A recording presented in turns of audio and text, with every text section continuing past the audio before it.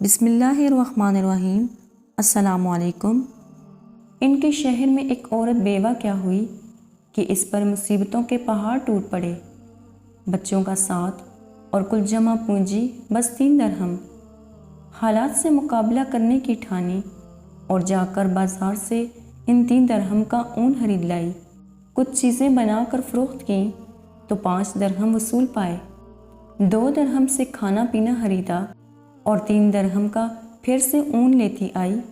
مزید video start کرنے سے پہلے آپ سے گزارش ہے کہ ہمارے یوٹیوب چینل کو لازمی سبسکرائب کریں۔ اسی طرح کچھ دن گزر بسر کیا۔ ایک دن بازار سے کھانا پینا اور اون لے کر گھر کو لوٹی۔ اون رکھ کر بچوں کو کھانا پینا دینے لگی کہ ایک پرندہ کہیں سے اڑتا ہوا آیا اور اون اٹھا کر لے گیا۔ عورت کے لیے اپنی کل کائنات کا یوں لٹ جانا سوہان روح تھا۔ مستقبل کی ہولناکیوں سے خوفزدہ اور ہم و غصے سے پاگل سی ہو کر رہ گئی۔ دوسرے دن سیدھا جناب داؤد تائی کے گھر گئی اور ان کو اپنا قصہ سنا کر ایک سوال پوچھا، کیا ہمارا رب رحم دل ہے یا ظالم؟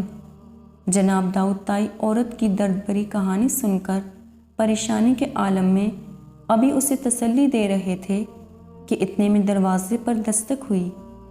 جا کر دیکھا تو 10 اجنبی اشخاص کو کھڑے ہوئے پایا۔ ان سے آمد کا مقصد اور ماجرا پوچھا تو انہوں نے کہا، حضرت ہم سمندر میں سفر کر رہے تھے کہ ہماری کشتی میں ایک سوراخ ہو گیا۔ پانی اس تیزی سے بڑھ رہا تھا کہ ہمیں ہماری موت صاف نظر آ گئی۔ مصیبت کی اس گھڑی میں ہم میں سے ہر شخص نے عہد کیا کہ اگر اللہ پاک ہماری جان بچا دے تو ہم میں سے ہر آدمی 1000 درہم صدقہ دے گا۔ ابھی ہم یہ دعا کر ہی رہے تھے کہ ایک پرندے نے کہیں سے ہماری کشتی میں اون کا ایک گولا لا کر پھینک دیا، جسے ہم نے فوراً سوراخ میں پھنسایا، کشتی کو پانی سے خالی کیا اور سیدھے یہاں نزدیک ترین ساحل پر آ پہنچے۔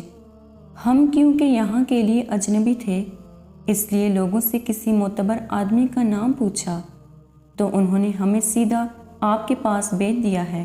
یہ لیجئے 10,000 درہم اور ہماری طرف سے مستحقین کو ڈھونڈ کر دے دیجئے گا۔ داؤد تائی رحمۃ اللہ علیہ رب العزت کی اس حکمت پر حیران و پریشان ہوتے ہوئے 10,000 درہم لے کر سیدھا اندر اس عورت کے پاس گئے۔ سارے پیسے اسے دیتے ہوئے کہا، اب میں تم سے ایک سوال کرنا چاہتا ہوں کہ کیا تیرا رب رحم دل ہے یا ظالم؟ بیوہ عورت داؤد تائی رحمۃ اللہ علیہ کے چہرے کو تکتی رہ گئی۔